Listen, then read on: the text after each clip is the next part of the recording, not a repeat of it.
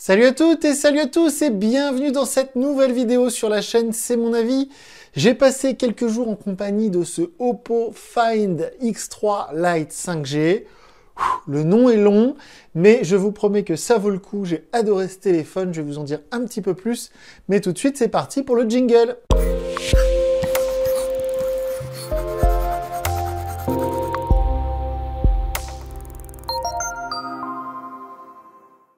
Donc, comme je vous le disais, j'ai passé quelques jours en compagnie de ce nouveau smartphone de chez Oppo.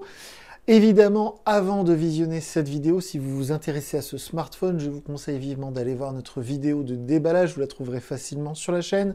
J'ai procédé au déballage de ce téléphone avec vous en vidéo il y a quelques jours, c'est en début de semaine. Et donc, en fin de semaine, j'ai commencé à dresser ma liste, comme d'habitude, des choses qui m'ont plu, des choses qui m'ont un petit peu moins plu, avec ce très joli smartphone de chez Oppo. Alors, avant de me lancer dans les plus, dans les moins, je voudrais simplement préciser que Oppo, c'est une marque que j'apprécie beaucoup. Évidemment, comme d'habitude, je ne suis pas du tout sponsorisé par Oppo. J'ai acheté mon premier smartphone Oppo, c'était il y a déjà plus de 2 ans, c'était le RX17 Neo. Et puis, j'avais testé en mai 2019, donc il y a presque 2 ans tout rond, le Oppo Reno avec la caméra qui sortait au-dessus, une caméra selfie motorisée. C'était la première fois qu'on voyait ça. C'était assez révolutionnaire. Moi, j'avais adoré le concept. Et le Reno premier du nom, j'avais vraiment adoré ce smartphone. C'était déjà un téléphone assez cher. De mémoire, c'était 499 €. C'était voilà, un smartphone presque haut de gamme. Il fallait sortir beaucoup de sous. Là, celui-ci, il est à 449 €. Et son petit nom officiel dans d'autres pays que le nôtre, c'est le Reno 5. J'ai du mal à comprendre pourquoi ils ont été faire Reno, donc Oppo Find X3 Lite 5G plutôt que Reno 5. Voilà, j'ai vraiment du mal à comprendre cette dénomination, mais c'est pas très grave. Une chose est sûre, c'est que j'espère que les consommateurs vont s'y retrouver parce que franchement, le nom est long, le nom est compliqué et je pense que ça dessert un petit peu ce smartphone. Et en plus de donner à ce téléphone une dénomination light, c'est un peu pour moi le rabaisser, c'est-à-dire que ça paraît un peu commercialement, c'est la version light quoi. Alors qu'on l'aurait appelé Reno 5 tout de suite, c'est waouh, le nouveau Oppo Reno, il est là, il est sorti et il est super bien. Donc voilà, c'était une petite parenthèse que je voulais faire. Parce que j'ai tellement aimé ce téléphone que je trouve que le nom le dessert un peu, surtout qu'il y a un Find X3 Neo, donc qui est un peu plus cher, avec voilà, bon, j'ai un peu de mal à comprendre cette logique. C'est pas grave, on rentre tout de suite dans le vif du sujet. Si vous regardez cette vidéo, c'est sans doute que vous avez repéré ce téléphone qui vous intéresse, qui est dans votre budget, et que vous hésitez peut-être à l'acheter. Alors si vous n'avez pas beaucoup de temps, je vais tout de suite écourter le sujet, achetez-le, il est top. Malgré tout, j'ai quand même quelques tout petits reproches à faire. Je vais y revenir dans un instant, mais on commence tout de suite par les trucs que j'ai appréciés, que j'ai même adoré sur ce. Je vais l'appeler Reno 5 juste pour embêter Oppo France. Donc, on commence par le design et surtout par le format. Si vous me suivez depuis longtemps, vous savez que j'apprécie les smartphones qui sont légers et petits. Et alors celui-ci, c'est en plein dans ce que j'aime. Il m'a beaucoup fait penser au Vivo X60 que j'ai testé il y a très peu de temps. C'est un smartphone qui est fin, qui est léger. On a 172 grammes. C'est 30 grammes de moins qu'un iPhone 12 par exemple. C'est voilà, c'est vraiment léger par rapport à tout ce qui se fait en ce moment. Et je vais y revenir dans un instant. Malgré sa légèreté et sa finesse, l'autonomie est excellente. Ils ont réussi un tour de force là de faire un smartphone léger et autonome. Alors tous les constructeurs chinois s'engouffrent là-dedans, puisque le nouveau Xiaomi Mi 11 Lite qui a été dévoilé il y a quelques jours, lui aussi il flirte avec les 159 grammes, donc 160 grammes, il est donc 10 grammes plus léger que celui-ci. Et l'autonomie, la batterie est quasiment pareille, on est un petit peu au-dessus de 4000 mAh, et l'autonomie s'annonce très bonne aussi sur le Xiaomi Mi 11 Lite que j'espère tester dans très peu de temps. Bref, une chose, c'était simplement pour vous faire remarquer que ça fait des années que je râle à propos des gros smartphones qui font plus de 200 grammes et qui ont des écrans et des batteries énormes. Souvent, je me suis pris des commentaires en disant oui, mais c'est pas grave, le téléphone, maintenant, de toute façon, on le met dans une sacoche, les femmes le mettent souvent dans le sac à main, tout ça, mais franchement, ça me fait plaisir de voir que j'étais pas tout seul dans mon coin à râler, parce que visiblement, le marché se redirige vers des téléphones qui sont de plus en plus légers. Apple l'a fait avec le iPhone 12 mini, et puis là, donc du coup, ce Oppo Reno, pour moi, enfin le Find X3 Lite, il est en plein dans ce que j'aime, donc voilà, pour moi, c'est déjà quelque chose que j'adore, et ça me permet de rebondir sur le design. Je vais essayer d'aller vite, parce que j'ai plein de trucs à vous dire. Le design, pour moi, il est magnifique, il est réussi, il est splendide. Si vous devez acheter ce téléphone, par pitié, prenez-le en bleu, les reflets sont vraiment superbes. Alors c'est un petit peu inspiré iPhone, j'en parlais de l'iPhone il y a un instant, parce qu'on a une espèce de couleur, là il y a une finition mate et puis là c'est brillant, et ça, cette double finition comme ça avait été inauguré par l'iPhone 11 par exemple, mais je trouve ça très très très réussi, c'est très beau, c'est très fin, ça fait haut de gamme, ça fait chic. Et petite anecdote, si vous regardez le tout nouveau OnePlus 9 et OnePlus 9 Pro, enfin la nouvelle gamme OnePlus qui vient d'être dévoilée, vous vous apercevrez que c'est quasiment le même smartphone. Et oui, parce que celles et ceux qui ne le savent pas encore, Oppo, Vivo, Realme et OnePlus, c'est le même groupe, c'est BBK Electronics, et donc du coup on sent très fortement l'inspiration, là il y a un vrai commun au niveau du design entre le nouveau OnePlus et ce Oppo Find X3 Lite 5G. Le nom vraiment, il est pas bon. Et donc je continue avec les choses que j'ai adorées sur ce téléphone. Alors il est beau tout ça, c'est une affaire de goût, mais enfin franchement, même en étant de mauvaise foi, il est magnifique ce téléphone. Et enfin, pas enfin, mais ensuite j'enchaîne. Alors oui, sur l'autonomie. L'autonomie, elle est top, je vous le disais il y a un instant. Malgré la batterie qui est un peu petite entre guillemets, on remet les choses dans son contexte, pardon. Aujourd'hui, 4000 mAh, ça paraît une sorte de standard, mais il y a quelques années, 4000 mAh, c'était énorme.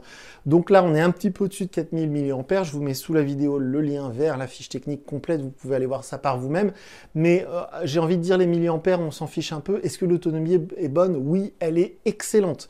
J'ai fait donc plusieurs heures de route avec Waze, j'ai fait plein de tests, j'ai même installé des jeux, tout ça. Et l'autonomie, elle est super bonne. Et c'est un vrai régal d'avoir un smartphone qui soit si léger et si autonome. Donc là, bravo, il est facile de tenir 2 jours sur une charge complète. Et même si vous vous en servez très intensément avec, par exemple, de la navigation voiture, qui est l'un des usages qui consomme le plus de batterie, eh bien, il est facile de tenir au moins une journée avec une charge complète. Ça me permet d'enchaîner sur la charge super rapide. En fait, pendant le déballage, on a vu ensemble cet énorme chargeur qui est fourni directement dans la boîte. J'avais jamais vu un chargeur aussi puissant fourni avec un smartphone. C'est un chargeur 65 watts, c'est vraiment monstrueux. Et en fait, ce Find X3 Lite, il est compatible avec une supercharge. Je ne sais plus comment ils appellent ça chez Oppo, mais c'est une technologie maison qui fait que normalement, on peut le charger à fond en genre 30 minutes. Alors en vérité, c'est un tout petit peu plus long. J'ai pas réussi à faire les 30%, les 100% en 30 minutes. Mais c'est vrai que ça charge très vite. Ça charge beaucoup plus vite que son concurrent que j'avais testé il n'y a pas longtemps, le Samsung A52. Là, ça charge à presque 2% par minute, voire un peu plus dans de bonnes conditions. Donc en gros, vous pouvez charger votre batterie en moins d'une heure, ça c'est sûr et certain. Attention par contre, il faut bien utiliser le chargeur et le câble qui est fourni dans la boîte. Je me suis fait avoir au début, j'ai utilisé un câble USB type C que j'ai qui traîne ici. Et en fait, la charge n'était pas aussi rapide. Il faut bien utiliser le chargeur et le câble fourni dans la boîte et ça va super vite. On continue avec les choses que j'ai adorées sur ce téléphone. Évidemment, si vous me suivez régulièrement, vous savez que j'adore les lecteurs d'empreintes cachés sous l'écran. Et là, c'est le cas sur ce Oppo et ça marche super bien. Donc ça, c'est un vrai régal. Moi, j'aime pas les lecteurs d'empreintes cachés sur le bouton, sur le côté, le bouton Power là. Et de toute manière, si vous le souhaitez, il y a aussi la reconnaissance faciale que je n'ai pas utilisée, je n'ai pas paramétré là, parce que le lecteur d'empreintes, il marche très bien. C'est un vrai régal. Et alors, de la même manière, c'est un petit détail, mais je vais y revenir dans un instant, l'interface ColorOS 11 qui équipe donc ce smartphone, qui tourne évidemment sur Android 11, elle est très très bien cette interface, j'y reviens dans un instant. Mais voyez, quand on a le téléphone qui est en veille, on a le petit repère pour le lecteur d'empreintes, ça marche super bien. Il y a même une petite animation qui est drôlement chouette, voilà. Il y a une animation aussi très très sympa quand on met le chargeur super rapide, le chargeur qui est fourni, avec des espèces de petites bulles qui remontent dans le lecteur d'empreintes, c'est très bien fait, c'est des petits détails, mais je trouve ça très chouette. Et je continue donc justement parler du lecteur d'empreintes et on parle de l'écran AMOLED, c'est ce magnifique écran. Évidemment, aujourd'hui, c'est ce qui se fait de mieux, l'AMOLED, c'est-à-dire une diode égale un pixel. Les noirs sont très profonds, les couleurs sont très vives, ça consomme peu d'énergie, c'est ce qui se fait de mieux. C'est top de top. Maintenant, heureusement, il y en a quasiment partout, surtout dans ces prix-là. Dieu merci, on n'a plus d'écran LCD, c'est fini. Donc, c'est un vrai régal au quotidien. Il est hyper lumineux, les couleurs sont fidèles. Franchement, j'adore cet écran. Et l'écran, en plus de ça, il est accompagné par une très très bonne combinaison mémoire vive, processeur, c'est du Qualcomm Snapdragon, ça marche super bien, ça va super vite, les performances sont excellentes, c'est très fluide de partout. Et l'interface justement, ça y est, j'y viens, l'interface ColorOS 11. Alors, On fait une petite pause, les interfaces Android, il y en a plein, chaque constructeur a la sienne. Pour moi, la meilleure actuellement, c'est celle de chez Xiaomi, c'est MIUI 12, qui équipe donc Android 11, enfin qui a rajouté par-dessus Android 11. Là, on a Android 11 avec ColorOS 11. C'est un peu comme le design, très très proche de ce qu'on va retrouver sur un Realme, sur un Vivo, sur un OnePlus, parce que tout ça, c'est un peu la même maison. Mais j'ai envie de dire, on s'en fiche parce que c'est super, ça y est, tout est abouti, tout est bien conçu, tout est adapté à nous, on va dire occidentaux, parce que quand j'ai testé le Oppo alors RX17 Neo, donc c'est 2018 peut-être, eh bien le Oppo RX17 Neo, il était équipé de ColorOS 6, et je peux vous dire qu'à l'époque, si vous retrouvez ma vidéo, c'était une catastrophe, c'était pas du tout adapté à ce qu'on peut en faire, il y avait une logique qui était pas bonne, il y avait des espèces de claviers sécurisés, machin, c'était un enfer, c'était vraiment nul. Ils ont bien travaillé, ils ont bien progressé. Bon, ils se sont aussi inspirés de la concurrence, faut le dire. Mais ça marche super bien. C'est stable. Alors par contre, un truc assez étonnant, c'est que ce téléphone, d'accord, il est sorti il y a genre un mois, il est très frais, il est tout neuf. Mais depuis que je l'ai déballé, depuis que je l'ai utilisé, il n'y a pas une seule mise à jour. C'est assez rare que ce soit sur le Samsung que j'ai testé il n'y a pas longtemps, sur le Redmi Note 10 Pro que j'ai testé il y a très peu de temps, tout ça. Maintenant, quand j'utilise un smartphone une semaine, généralement j'ai une, parfois deux mises à jour. Là, j'en ai eu zéro. C'est assez étrange, c'est pas grave, il marche très bien, il n'y a rien à corriger, j'ai pas trouvé de bug. Mais malgré tout, ça m'a un petit peu surpris. Bon, c'est pas grave, c'est un petit détail.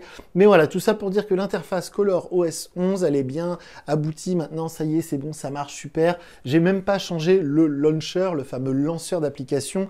Si vous regardez souvent mes vidéos, ça y est, vous avez compris ce que c'est, mais un petit rappel, c'est donc cette page d'accueil qu'on peut personnaliser. Pareil pour le tiroir d'application.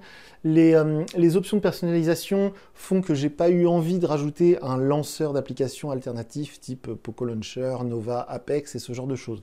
Donc c'est plutôt bon signe. Et puis voilà, sinon, il n'y a rien à dire. Partie logicielle, c'est stable, c'est fiable, ça marche vite et tout. Donc top, rien à redire là-dessus. J'en termine par les points positifs en disant qu'évidemment il y a la 5G, comme d'habitude j'ai pas pu la tester. La puce que j'utilise dans mes smartphones de test, c'est une puce Free Mobile avec soi-disant le plus grand réseau 5G. Ici dans la ville de Bourges, il y a 3 relais qui sont, d'après le site internet de Free, déjà équipés en 5G, mais que ce soit avec ce téléphone, avec des Xiaomi, avec du Samsung, quand je vais en bas du poteau, il n'y a pas marqué 5G, il y a marqué 4G+. Donc bon, c'est pas grave, j'ai pas pu tester, mais c'est une bonne chose. Il y a la 5G, donc si vous investissez dans ce téléphone, c'est quand même un coût assez important. On est au-dessus de 400 €. Du coup, vous pouvez vous dire que vous pouvez le garder 2-3 ans parce qu'il y a la 5G et que quand la 5G sera devenue une sorte de norme, vous ne serez pas comme une andouille avec votre téléphone 4G. Donc c'est franchement un bon point. Le NFC, je l'ai testé, le paiement sans contact, ça marche bien. Bon, après, il y a tout ce qui est Bluetooth 5.0, machin, tout ça, j'en parle même pas, mais il y a tout ce qu'il faut. Dernier petit détail dans les choses que j'ai absolument adoré sur ce téléphone, parce que franchement, je veux le dire, je l'ai adoré ce téléphone, je le trouve très attachant. J'y reviendrai dans un instant. Mais dans les choses que j'ai vraiment adoré, et c'est pareil, c'est du domaine du détail, mais pour moi, c'est des petites choses comme ça, mis bout à bout, qui font qu'un téléphone est réussi ou pas. Il n'y a pas de diode de notification, il n'y a pas de LED qui clignote si vous avez loupé un appel ou si vous avez reçu un SMS. Mais il y a le Always On Display, voilà, cette fonctionnalité, j'espère que vous allez voir, mais que j'adore et dont je vous parle souvent. En fait, ça a été inventé par Samsung il y a quelques années. Grâce à l'écran AMOLED et sa faible consommation, on peut laisser des informations à l'écran tout le temps. C'est-à-dire que même quand le téléphone, vous le laissez pendant une demi-journée posé sur une table, il y a toujours l'heure, la date, le pourcentage de batterie. Si vous avez reçu des notifications, il y a les petites icônes qui apparaissent. Et puis, il y a toujours le petit rond, je ne sais pas si vous allez voir, qui apparaît pour savoir où est-ce qu'on doit poser son doigt pour le déverrouiller. Donc, c'est très pratique et ça fait plaisir. On enchaîne maintenant sur les petits défauts. Alors, il faut relativiser. C'est pas des gros défauts, c'est des petites choses que je regrette et qui font que ce téléphone n'est pas parfait. Mais malgré tout, j'ai vraiment adoré ce téléphone. Et si je devais donner une note sur 10, on sera 8 sur 10, peut-être même à 9. J'ai vraiment adoré ce téléphone. Mais malgré tout, je vous ai pas encore parlé des photos parce que j'ai été, je dirais pas déçu, mais en fait, j'ai pas été, il n'y a pas eu d'effet waouh. Et alors en fait, je me suis fait une remarque à moi-même en me disant qu'il y a quelques années, donc il y a 2 ans tout rond, quand j'ai testé le Reno premier du nom, qui était dans les mêmes tarifs, un tout petit peu plus cher, eh bien il y avait eu cet effet waouh. J'ai trouvé que le Reno faisait des photos fantastiques. Mais en fait, c'est-à-dire que c'était il y a 2 ans. Et le problème, c'est qu'en 2 ans, la concurrence a fortement évolué. Et maintenant, on a pris l'habitude d'avoir des photos incroyables sur des smartphones à 200, 300 €. Et là, c'est vrai que c'est difficile. J'ai eu le même effet avec le Samsung A52 que j'ai testé la semaine dernière. On est sur des téléphones qui sont au-dessus de 400 €. Et c'est vrai que du coup, les photos, elles sont pas exceptionnelles. C'est-à-dire quand on les visionne après coup. Alors comme d'habitude, je vous mets sous la vidéo un lien vers ma galerie Google Photos. Donc si vous voulez voir les photos que j'ai prises avec ce smartphone Oppo, vous pouvez aller les voir par vous-même. Mais vous verrez qu'elles sont bonnes, elles sont belles ces photos, il n'y a pas de souci. Mais il y a quelques temps, j'ai testé le Redmi Note 10 Pro de chez Xiaomi. Il est vendu entre 250 et 300 selon la période et le site sur lequel vous l'achetez. Et le fameux Redmi Note 10 Pro, avec son capteur 108 mégapixels, il fait vraiment des photos incroyables. Et donc là, on est 150 € de plus. Et les photos sont pas moins bonnes, mais elles sont pas meilleures. Et alors, je suis pas un pro de la photographie, mais moi, ce que je fais d'un appareil photo, d'un smartphone, c'est des photos de mes enfants, des photos de mes animaux, des photos de ma voiture, des photos d'un monument, des photos parfois de personnes. Alors en ce moment, c'est rare, en intérieur, des soirées entre amis, des choses comme ça. Alors en ce moment, j'en fais pas du tout, donc je peux pas tester. Et ou des selfies. Donc bon, les photos, oui, elles sont bonnes, elles sont nettes, elles sont pas loupées. Il y a un mode zoom, il y a un mode grand angle, tout ça, ok, on a un peu l'habitude. Mais voilà, j'aurais voulu, dans ces prix-là, avoir peut-être le même capteur qu'on a sur le Vivo X60. Je vous encourage à aller voir cette vidéo. J'ai adoré ce téléphone qui n'est malheureusement pas vendu en Europe, qui n'est vendu pour l'instant qu'en Asie. Mais c'est un cousin très très proche de ce Oppo. Et le Vivo X60, il avait le capteur 108 mégapixels et il y avait cet effet waouh sur les photos. Là, on l'a pas, c'est pas très grave. Mais honnêtement, vous montrez les photos prises avec ce Oppo à des gens normaux, ils vont les trouver très réussies. Donc je suis vraiment devenu un peu plus difficile sur cette partie photo parce qu'on nous a habitués à du caviar, quoi. Franchement, en ce moment, les téléphones qu'on teste, ils ont tous de bons capteurs, ils font tous de belles photos. Donc, pour se faire remarquer, je dirais, sur cette partie-là, il faut vraiment que le smartphone, il ait un super capteur. Donc, le capteur photo de ce Oppo, c'est du 64 mégapixels. Il est bon, il n'y a pas de souci. Allez-y, si vous hésitez à l'acheter, achetez-le, vous ne serez pas déçus. Mais si vous cherchez le meilleur photophone en ce moment, il y a peut-être moyen d'avoir un petit chouille mieux si vous partez sur les Vivo, les nouveaux Vivo qui ne sont pas encore sortis en France malheureusement, avec ce fameux capteur, ou le concurrent Xiaomi, là pour le coup le capteur 108 mégapixels sur les Xiaomi Mi 11, on le retrouve sur beaucoup de modèles. Bref, je passe à la suite. Un truc tout bête qui me manque sur ce Oppo, c'est la charge sans fil. Il n'y a pas de charge sans fil. Alors sur les smartphones dans ces prix-là, la charge sans fil, elle n'y est pas. C'est un peu dommage. C'est une fonctionnalité, je pense, qui est réservée pour l'instant à des smartphones un peu plus haut de gamme. C'est pas très grave, mais voilà, je me suis dit, moi j'aime bien cette technologie, ça m'a un petit peu manqué, donc je le note. Aussi quelque chose que j'ai noté, dans ces prix-là maintenant, surtout le Samsung A52 que j'ai testé la semaine dernière, il n'y a pas d'étanchéité, c'est un peu dommage. C'est pas très grave. Je sais, pour avoir été vendeur de smartphones pendant quelques années chez Darty, que c'est pas quelque chose qui est recherché par les consommateurs. J'ai jamais vu quelqu'un rentrer dans mon rayon et me dire « Bonjour monsieur, je cherche un smartphone étanche ». Je sais que je suis presque le seul à vraiment chercher ou en tout cas apprécier cette particularité sur un smartphone. Mais je me dis que dans ces prix-là, c'est un peu ballot parce que si on fait tomber le téléphone dans la baignoire, dans la piscine, bah, il risque de ressortir avec des séquelles, comme on dit. Donc c'est un peu dommage, c'est pas très grave. Et enfin, il n'y a pas de stéréo. Alors si vous me suivez, si vous regardez souvent mes vidéos, j'ai pas besoin de vous expliquer, mais si vous ne regardez pas mes autres vidéos, je vais expliquer très rapidement. Quand on regarde une vidéo comme ça, en format paysage, on va dire, sur YouTube, on regarde une série ou on joue à un jeu vidéo, eh bien le son il sort que par là, il n'y a pas d'alternative, il n'y a pas de haut-parleur de l'autre côté. C'est pas très grave, mais quand on écoute de la musique, généralement les haut-parleurs stéréo ça fait plus de volume, donc il n'y a pas besoin d'investir dans une enceinte sans fil. Et puis c'est vrai que quand on regarde une série, un film ou un jeu, c'est appréciable d'avoir l'effet stéréo, c'est-à-dire que quand ça tire à gauche, il y a le son qui sort là, et puis quand ça tire à droite, ça... bon, c'est pas très grave, mais c'est des petits points où je me suis dit, ah, le Samsung A52 que j'ai testé il y a pas longtemps, m'avait pas un peu déçu, mais j'étais un peu tiède. Bah du coup, il était étanche et il y avait les haut-parleurs stéréo. Donc là, voilà. Malgré tout, une fois qu'on a dit tout ça, je suis désolé, je suis très bavard sur ce téléphone, mais si on fait le mix, le résumé de tout ça, bah malgré tout, c'est un téléphone que j'ai adoré, mais vraiment, je l'adore. Il m'a fait un retour en arrière, il m'a fait un petit coup de nostalgie. Je me suis revu avec son grand frère, le Reno, le premier Reno, là, qui était sorti en avril 2019 en France. Et j'ai adoré ce Reno 5. Je suis désolé, je ne peux pas l'appeler autrement parce que déjà, il ressemble beaucoup à son grand frère, le Reno tout court. Et puis parce que ça sent le Oppo à plein nez. J'aime beaucoup cette marque, j'aime beaucoup. Ils ont une philosophie qui est un peu différente de chez Xiaomi. C'est pas pour me déplaire. Il est très réussi sur de nombreux points. C'est un kiff de l'utiliser, c'est pour ça que je l'adore et je le trouve très attachant comme smartphone. Il tombe bien dans la main, l'ergonomie est bonne, tout est plutôt bien conçu, ça va vite, les perfs sont bonnes, les photos malgré tout sont réussies, tout ça, l'autonomie est très bonne. Enfin bref, il y a plein de points très positifs sur ce téléphone. Si je devais choisir entre le Samsung A52 5G que j'ai testé il n'y a pas longtemps, qui est au même tarif, si je devais choisir entre celui-ci et le Samsung, évidemment, je choisirais ce Oppo. Je l'ai vraiment, j'adore vraiment ce téléphone, donc je vous le conseille à 1000%. Si vous regardez cette vidéo parce que vous hésitez à l'acheter, qui vous a plu, que vous l'avez remarqué, eh bien n'hésitez pas un instant, vous pouvez l'acheter les yeux fermés, vous ne serez pas déçus. Petit détail ou voilà, petite précision. Donc pour le fameux Vivo X60 dont je vous parle souvent, apparemment, chez Vivo, donc le cousin d'Oppo, il va y avoir dans pas longtemps la déviation, je sais pas comment dire, le variant, voilà, on va dire comme ça, du X60 qui va sortir en Europe, et donc ce sera un très proche cousin de ce Oppo. Et puis si vous êtes aussi intéressé à cette gamme Oppo Find X3, eh bien il y a son grand frère le Neo, il y a aussi la version Pro évidemment, mais qui coûte très cher, avec un super capteur photo qui ressort un peu, voilà, avec tout ça. Et puis donc il y a aussi les OnePlus, parce que franchement, si on regarde la fiche technique et si on regarde le design de cet appareil, on ne peut pas s'empêcher de faire le lien avec le OnePlus 9 et toute la gamme, la OnePlus 9 qui vient d'être présentée. Déjà niveau look, ça ressemble comme deux gouttes d'eau, et au niveau des technologies, du lecteur d'empreintes sous l'écran, tout ça c'est pareil, c'est très très proche. Donc si vous vous intéressez à ce Oppo, je vous conseille d'aller voir tous ces modèles là qui sont un peu des cousins plus ou moins éloignés, on va dire, et qui sont voilà, quand même dans la même philosophie. Une chose est sûre, si vous avez remarqué ce téléphone, eh bien vous avez bien fait, parce que je l'ai adoré, et Dieu sait que je teste beaucoup de téléphones. Mais voilà, celui-ci, il est validé de chez Validé, je l'ai adoré, je vais le garder quelques jours. Si vous avez des questions, vous pouvez me les poser via les réseaux sociaux.